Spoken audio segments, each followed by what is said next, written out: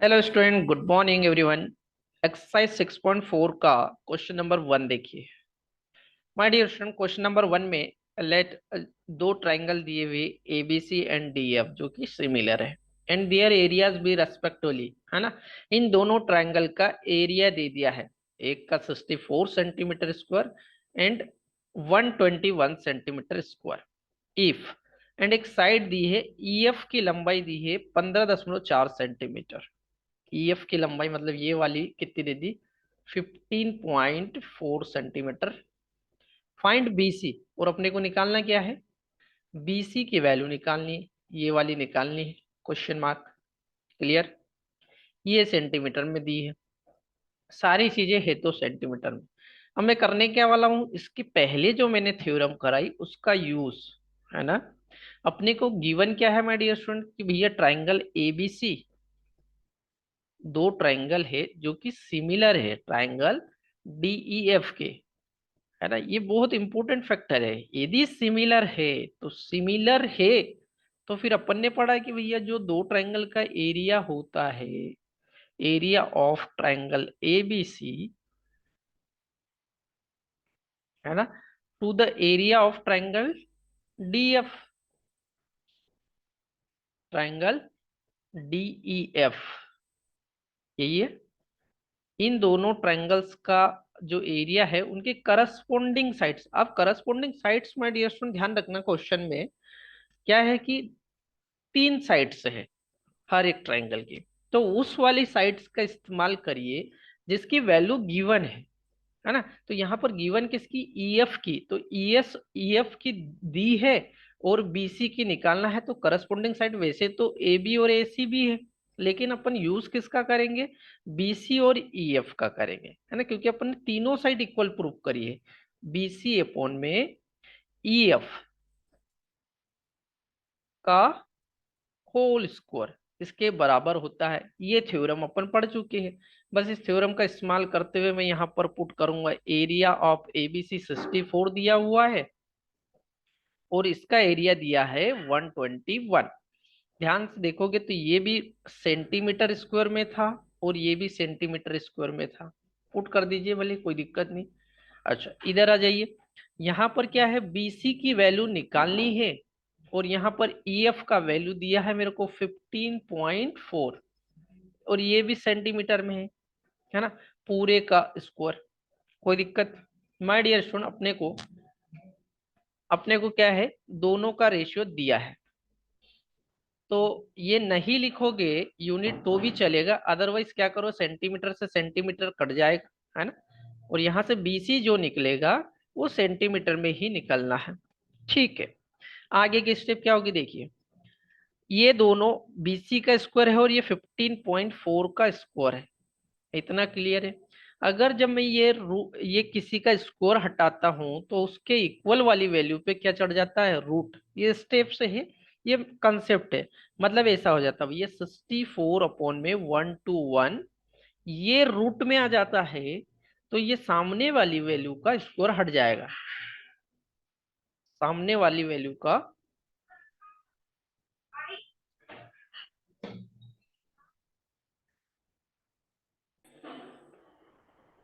Okay. तो अपन ने क्या करा, अभी ध्यान से ये रूल है कि बीसी अपॉन में 15.4 का स्क्वायर हटा के इधर रूट आ जाता है। अब स्टूडेंट क्या होगा, ये रूट के अंदर से वैल्यू क्या निकलेगी, यहां देखोगे तो 64 का निकलता है रूट 8, है ना। क्योंकि ये अगर एक स्टेप देखने जाओ तो भैया ये क्या है, ये 8 इंटू 8 का प्रोडक्ट है और ये 121 11 इंटू 11 का प्रोडक्ट है ना। तो पेयर बनती है, इसलिए 8/11 ये निकल गई। इधर कौन बचा, बीसी अपॉन में 15.4। क्या निकालना अपने को, बीसी निकालना। तो बीसी की वैल्यू कैसे मिलेगी, यहाँ से भैया 15.4 को ऊपर पहुंचा तो 8.11 इंटू 15.4। अब ये पॉइंट के लिए ये पॉइंट का 1 लिख दिया और यहाँ 0 लिख दिया तो ये पॉइंट हट जाएगा, है ना। ये पॉइंट हट जाएगा। अब जो भी कटपिट करके आ रहा है आंसर देखोगे आप, तो बीसी का वैल्यू जो है यहाँ पर कैसे निकालोगे, ध्यान से देखो। चलिए, ये जो है ये 2 से सपोज कट गया 5 टाइम्स और ये 2 से 4 बार, इतना कट गया। ठीक है, ये 11 से एक बार और फिर 4 लगाया तो 11 चुक 44, 14 टाइम ये कट गया 11 से। ओके, अब 14 और 4 का इंटू कर दो और 5 का डिवाइड लगा दो, तो ये लगभग आएगा स्टूडेंट 11.2 सेंटीमीटर। ठीक है, इतना प्रोडक्ट आप कर लेना, है ना। 11.2 सेंटीमीटर ये आपका आंसर हो जाएगा, ये हो जाएगा आपका answer. BC is equal to 11.2 centimetre, है ना। बहुत आसान क्वेश्चन था, इजी क्वेश्चन था, अच्छा क्वेश्चन था, जो आपको आना चाहिए। ये क्वेश्चन इसलिए आ सकता है क्योंकि इसमें 6.6 थ्योरम का यूज हुआ है। तो अगर कंसेप्ट पूछना होता है तो उस पर क्वेश्चन दे देते ताकि थ्योरम का कंसेप्ट भी मिल जाए और क्वेश्चन भी सॉल्व हो जाए। ओके, नोट डाउन करिए, फिर अपन सेकेंड क्वेश्चन देखते हैं। Okay student, now question number second देखिए। क्वेश्चन नंबर सेकेंड में ABCD एक ट्रेपेजियम दिया हुआ है ना, आपको दिख रहा होगा बना, जिसमें AB is parallel to DC। AB किसके पैरेलल है? DC के ट्रेपेजियम में दिख रही होगी आपको, ये जो है ये इसके पैरेलल है। Clear? And AB is equal to 2 times of CD। AB जो है वो CD के 2 गुने के बराबर है। Clear? AB is equal to 2 times of CD के 2 गुने के बराबर है। ओके, अपने को फाइंड आउट क्या करना है माय डियर स्टूडेंट? अपने को फाइंड आउट करना है ट्राइंगल AOB और COD का रेशियो क्या होगा, ये पता नहीं, क्वेश्चन मार्क है ना। AOB मतलब कौन सा ट्राइंगल? AOB, ये ऊपर वाला छोटा सा, टू दी COD ये नीचे वाला, उसके सामने का जस्ट COD। क्लियर है? चल, बहुत आसान है, सॉल्यूशन देखते हैं इसका, आगे बढ़ते हैं।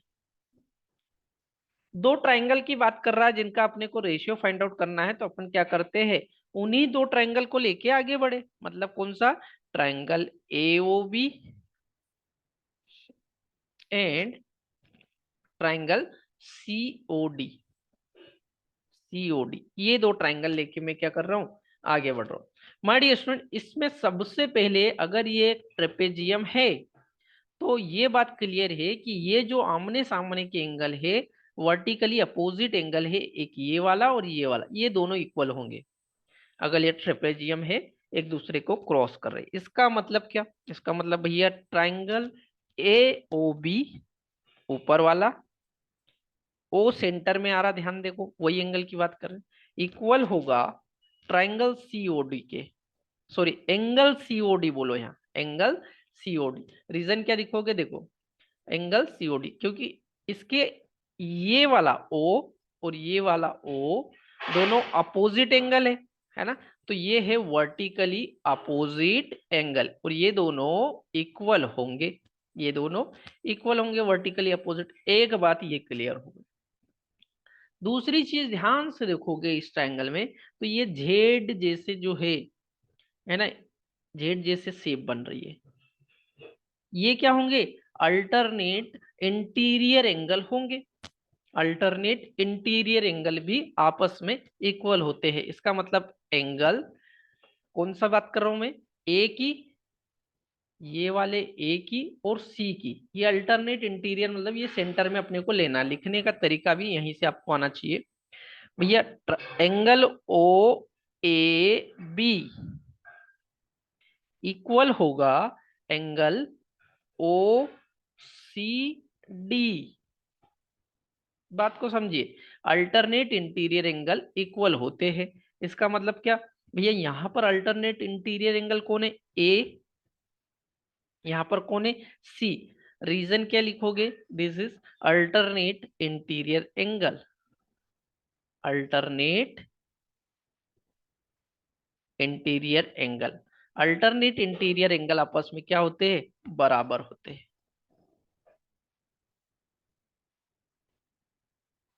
Alternate interior angle. Clear? Okay, now third चीज देखेंगे अब। माय डियर स्टूडेंट, ध्यान से देखोगे तो इस ट्रायंगल में दो एंगल तो समान हो गए, तो सिमिलर प्रूफ करने के लिए सिमिलर वाली शर्त तो पूरी हो रही कि ये दो ट्रायंगल सिमिलर होंगे यदि उसके कोई दो एंगल या दो साइड या तीन एंगल या तीन साइड इक्वल हो जाए। तो यहाँ दो एंगल यदि इक्वल हो गए तो ये ट्रायंगल सिमिलर तो हो ही गया ना। तो अपन इतना तो यहाँ बोल ही सकते हैं कि भैया जो ट्रायंगल एओबी है वो सिमिलर है ट्रायंगल सीओडी के। रीजन क्या दोगे? रीजन यही कि भैया ये एंगल एंगल सिमिलरिटी से दोनों सिमिलर हो गए। Angle angle similarity, angle angle similarity. Clear? AOB और सीओडी क्या हो गए? सिमिलर हो गए। माय डियर स्टूडेंट, ध्यान से सोचने वाली बात है कि यदि कोई दो एंगल सिमिलर हो गए, इसका मतलब क्या?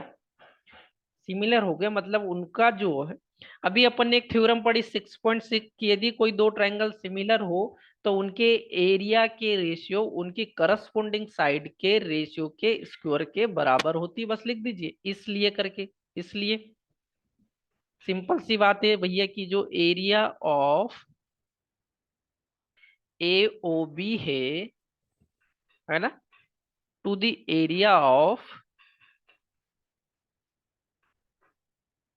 COD, area of COD equal to होगा साइड, करस्पोंडिंग साइड कौन सी देखिए इसकी, A B to the C D.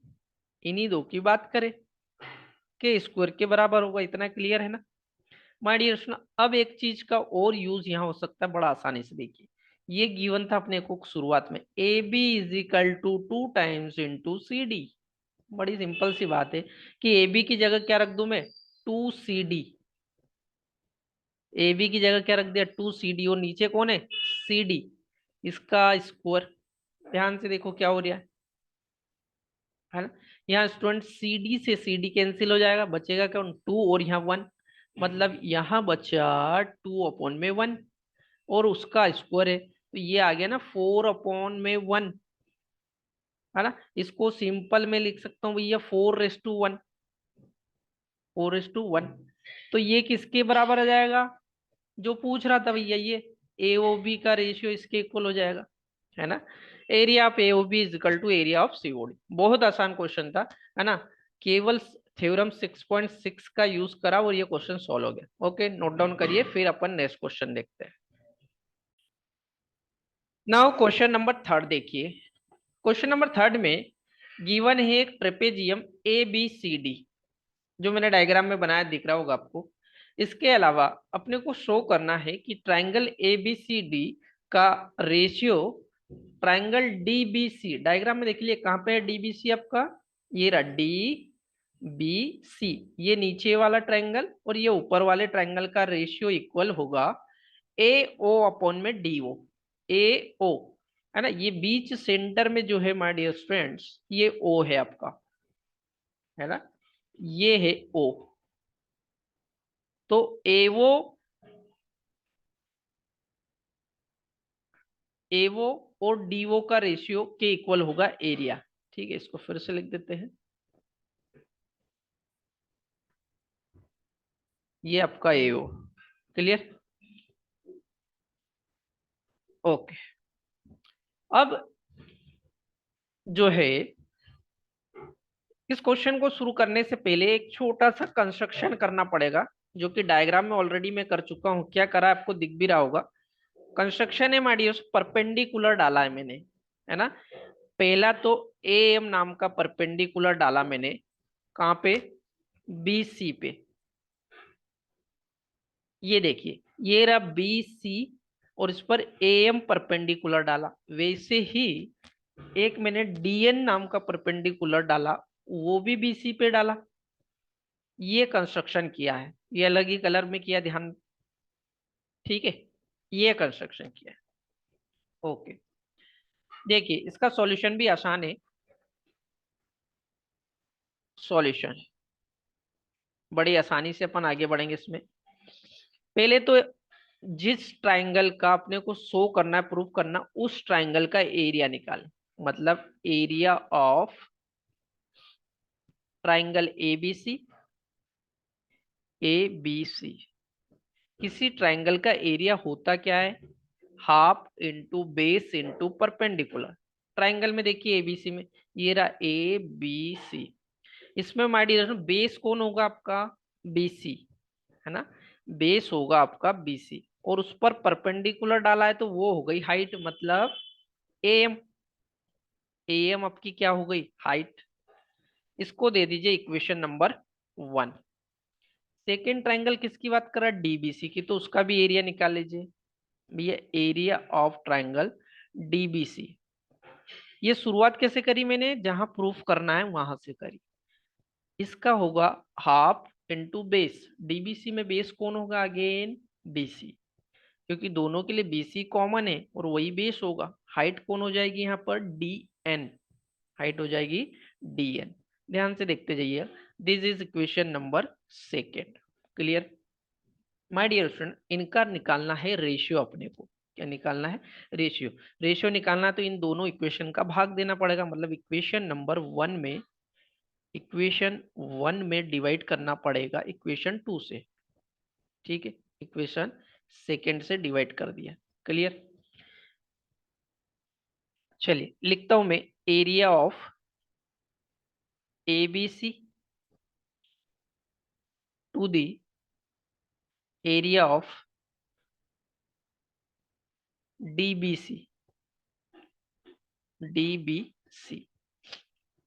RHS लिखूंगा तो 1/2 into BC into M, BC into M to the half of BC into DN. Clear, ये क्या करा मैंने, केवल इक्वेशन नंबर 1 डिवाइड सेकेंड करा। क्या होगा स्टूडेंट सब, जो कट रहा वो काट दीजिए भैया, ये 1/2 यहाँ से भी खत्म, ये बीसी यहाँ से और यहाँ से खत्म। बचा कौन स्टूडेंट्स, एम अपॉन में डीएन, एम अपॉन में डीएन, ये दो चीजें बची, मतलब ये एरिया के बराबर। इसको दे दो इक्वेशन नंबर थर्ड। क्लियर, इसको इक्वेशन थर्ड दे के छोड़ दीजिए। ओके, इसको नोट डाउन कर लीजिए, फिर मैं इसको रिमूव करके आगे बढ़ता हूँ।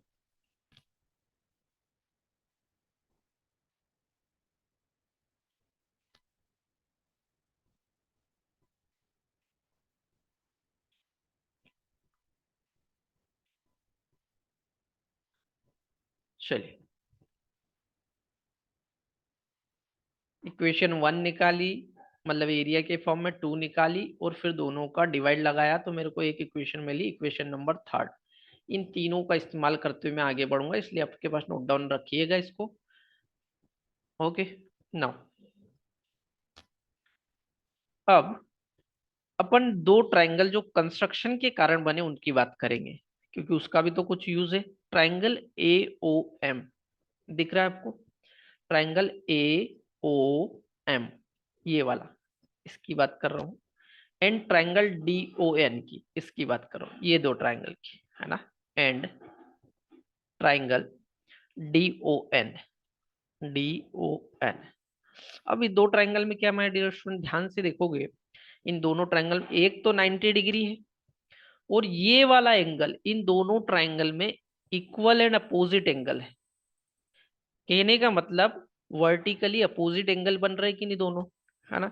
तो पहली चीज तो इन दोनों ट्राइंगल में भैया जो एम है वो किसके बराबर है, एंगल एन के बराबर। डायग्राम से क्लियर नजर आ रहा होगा आपको, है ना।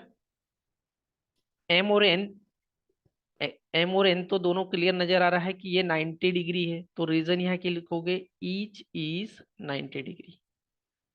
एक चीज क्लियर ये हो गई। और एक स्टूडेंट सिमिलर, अगर मैं इस एंगल का नाम आपको 1 दे दूं, है ना, इसका 1 और इसका 2 दे दूं, तो ये दोनों वर्टिकली अपोजिट एंगल इक्वल होंगे कि नहीं, मतलब angle 1 is equal to angle 2 होंगे। यदि नाम नहीं है तो यह नाम लिख दीजिए। तो रीजन क्या है, vertically opposite angle, vertically opposite angle.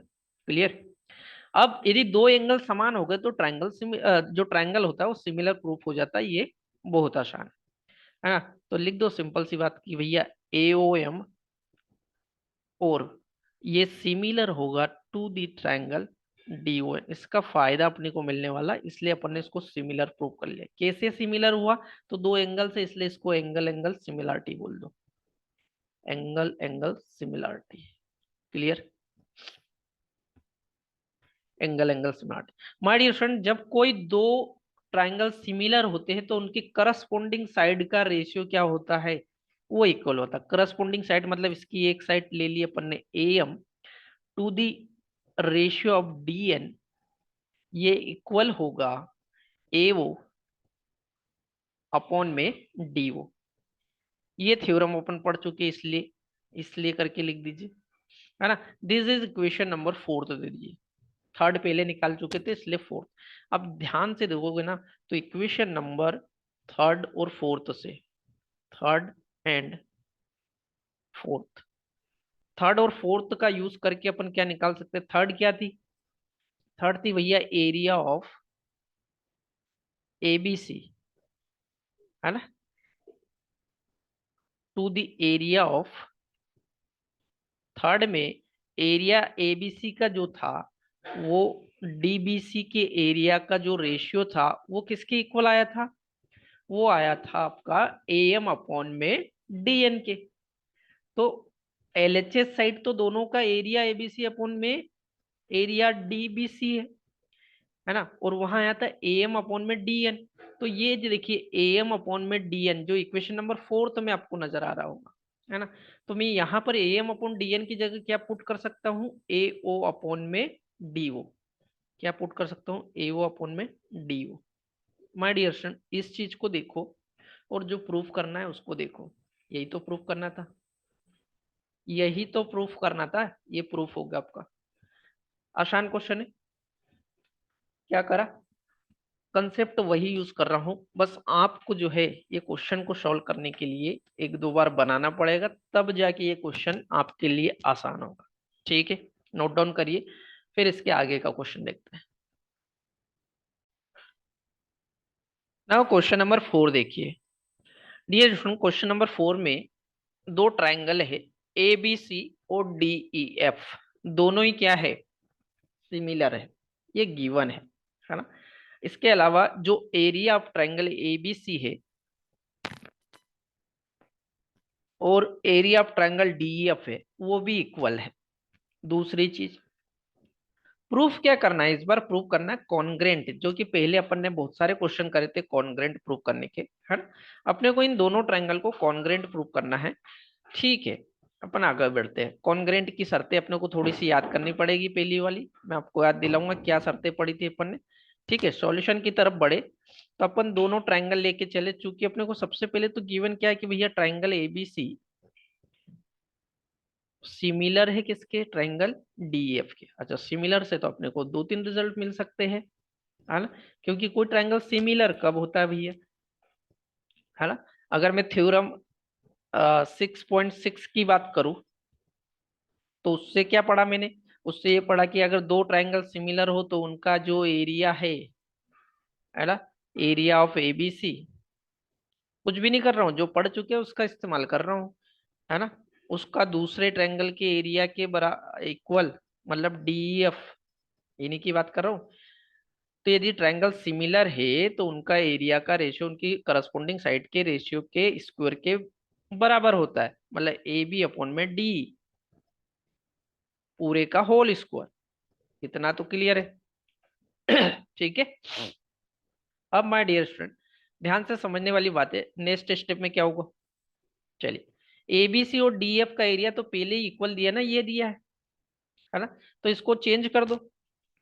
Change क्या कर दो भैया? जो एरिया ABC को मैं लिख दूं DEF, कोई दिक्कत?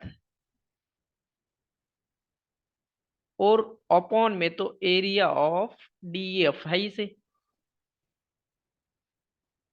ठीक है, इक्वल टू, ये ऑलरेडी है ही से AB अपॉन में D, AB अपॉन में D का स्क्वायर। क्या हुआ यहाँ पे?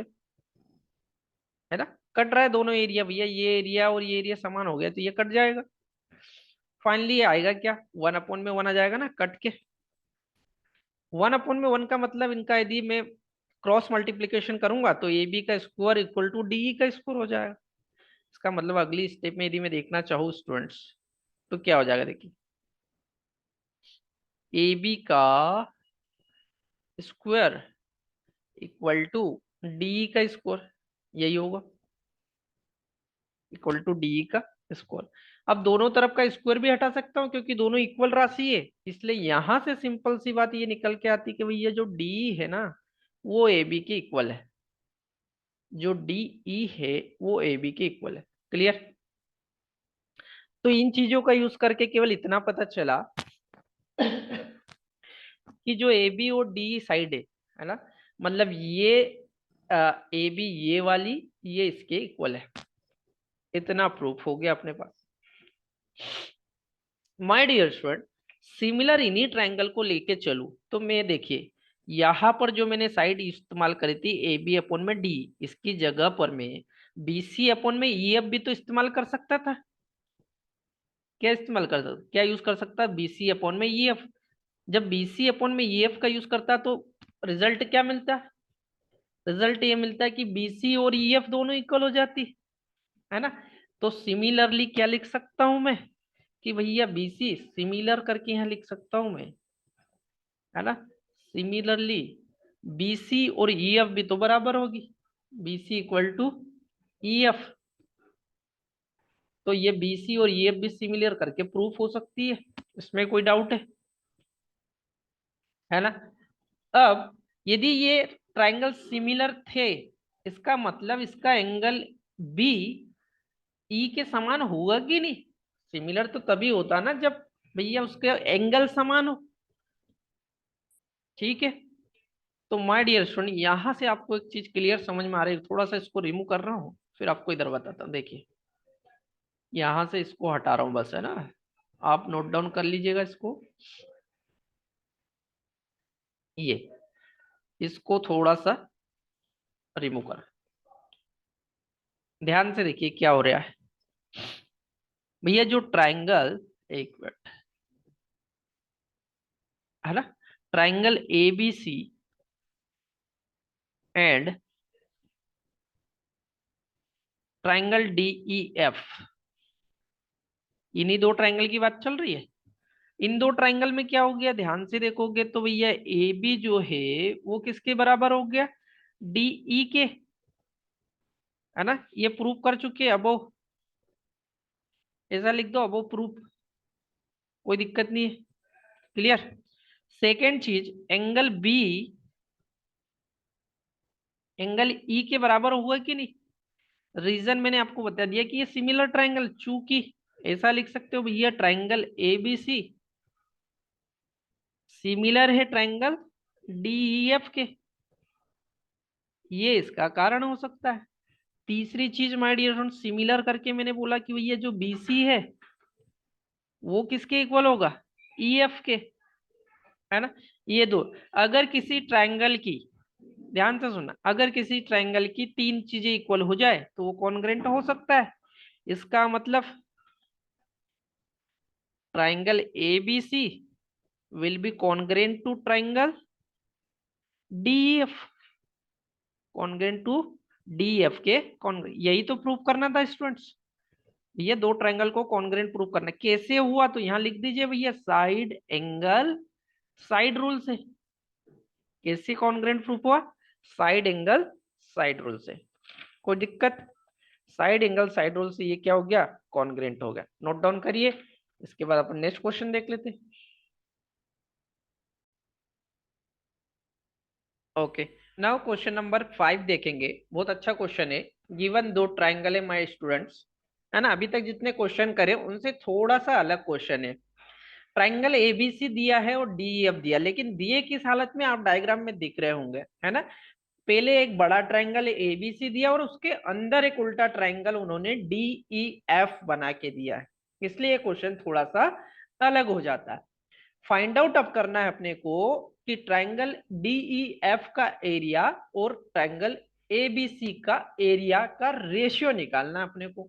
ओके, कोई बात नहीं, है ना। अपन ने जो कुछ पढ़ा है, जो कुछ सीखा है, बस उसी का यूज करना है। सॉल्यूशन की तरफ आगे बढ़ते हैं, ठीक है। सॉल्यूशन देखते हैं इसका क्या। डायग्राम से नजर आ रहा है कि जो ई है माय स्टूडेंट्स वो बीसी का मिड पॉइंट है ना। तो यह लिख दीजिए ई is the mid point of, और ये क्वेश्चन में भी लिखा हुआ है ना, जब आप डिटेल क्वेश्चन पढ़ोगे बुक से एनसीईआरटी की तो आपको समझ में, E is the mid point of BC, of BC. BC का मिड पॉइंट कौन है? ई। वैसे ही जो एफ है ना, F is the mid point of,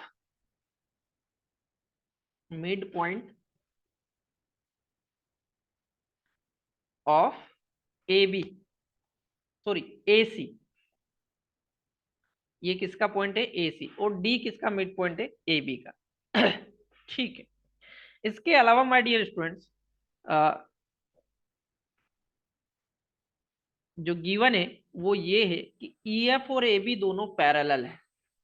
देखो कौन कौन सी साइड की बात कर रहा हूं मैं? ई एफ, ये वाली, और ए बी मतलब ये बड़ी वाली साइड, है ना। इसके अलावा जो ई एफ है वो पैरेलल है किसके? ए बी के, ए बी के। एंड दूसरी बात यदि मैं देखूं कि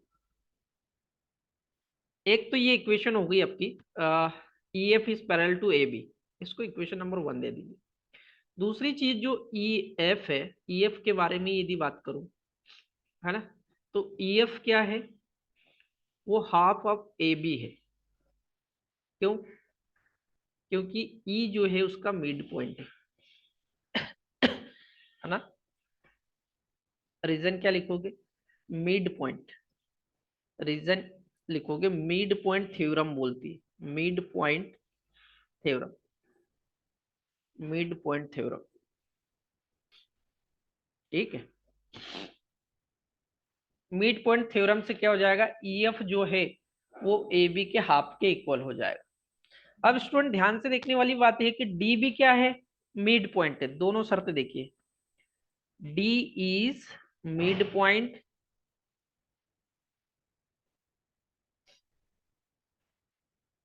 ऑफ ए बी, डायग्राम में दिख रहा होगा।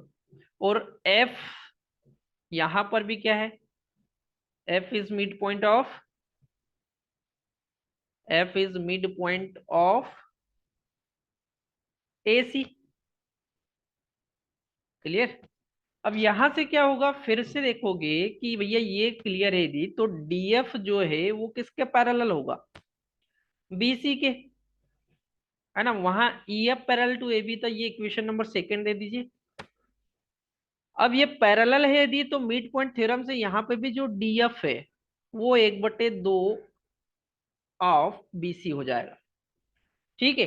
दो इक्वेशन निकाली मैंने कि E F is parallel to A B and D F is parallel to B C. ठीक है, इसको नोट डाउन करिए, फिर मैं थोड़ा सा आगे बढ़ता हूँ। चल, इसको मैं रिमूव कर रहा हूँ। मिड पॉइंट होने की वजह से अपने को दो रिजल्ट मिले, जो कि मैंने दो इक्वेशन के फॉर्म में लिखा, और मिड पॉइंट थ्योरम का इस्तेमाल करा, उससे भी दो रिजल्ट मिले मेरे को, है ना। उसका भी यूज करेंगे। देखिए नाउ, दो इक्वेशन जो मिली उनका यूज करेंगे। पहले from equation 1 and second, first and seconds में बात करूं तो भैया क्या क्या, एक चीज तो ये ई एफ पैरेलल है बीडी के, एक चीज ये। एंड सेकेंड जो है डीएफ पैरेलल है बीई के, बीई के पैरेलल है। इसलिए मैं क्या बोल सकता हूं कि यदि ये दोनों पैरेलल है ना, ध्यान से देखोगे भैया तो ये देखो, ये डीएफ और ये तो कुछ बनते हुए नजर आएगा आपको। इसको और इसको मिलाओगे, क्या बन रहा है? पैरेलल भी है, छोटी भी है ना। तो ये एक ट्रेपेजियम बनते नजर नहीं आ रहा? सॉरी, पैरेलोग्राम बनते हुए नजर आ रहा होगा आपको, है ना। अभी जो मैंने ब्लैक कर, ये तो ट्रेपेजियम बन रहा है। इसको देखिए,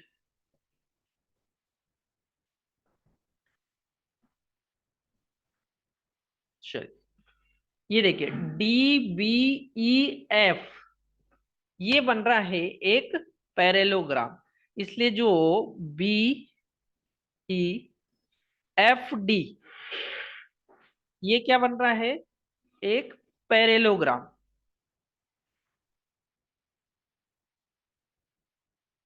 ये क्या बन रहा है, पैरेलोग्राम। अच्छा, पैरेलोग्राम बन रहा है, इसलिए मैं ये बोल सकता हूं कि भैया जो एंगल बी होगा ना, वो किसके इक्वल हो जाएगा, एंगल एफ के। पैरेलोग्राम के आमने सामने के एंगल समान होते हैं। रीजन यहां लिख सकते हो, opposite angle of parallelogram. Reason क्या है, opposite angle of, opposite angle of parallelogram, है ना। अपोजिट एंगल ऑफ पैरेलोग्राम क्या होंगे, इक्वल होंगे। अगर ऐसा है माय डियर स्टूडेंट, तो सिमिलर, सिमिलर क्या हो जाएगा, देखिए सी एफ डी भी तो एक पैरेलोग्राम होगा। डायग्राम में देखिए, C F D E is parallelogram होगा,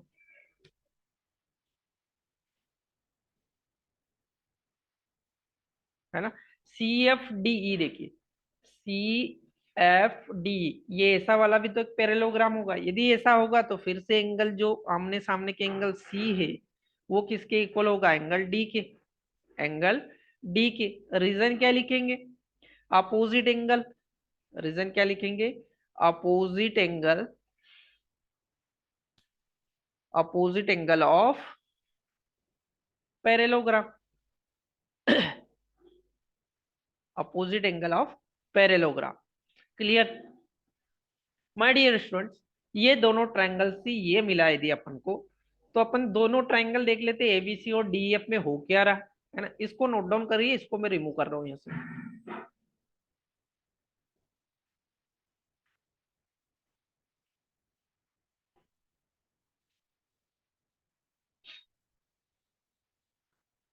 अब ध्यान से देखिए triangle A B C and triangle DF को, triangle D E F. Diagram में देखिए दोनों ए बी सी मतलब बड़ा वाला और डी एफ मतलब अंदर वाले की बात कर रहा हूं मैं। अब इन दोनों में क्या क्या हो गया, पहले से यदि आप बात करें तो एंगल बी जो है वो एंगल एफ के इक्वल हो गया है। ये अपन प्रूव कर चुके हैं ऊपर, प्रूफ अबो, प्रूफ अबो कर चुके हैं। जो एंगल सी है वो एंगल डी के इक्वल हो गया है ना।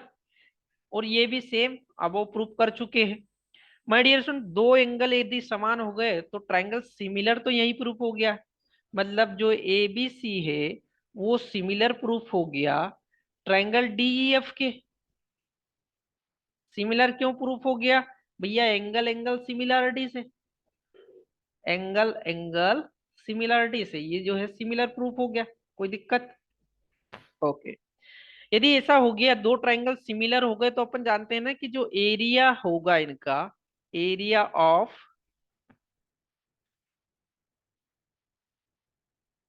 Area of DEF,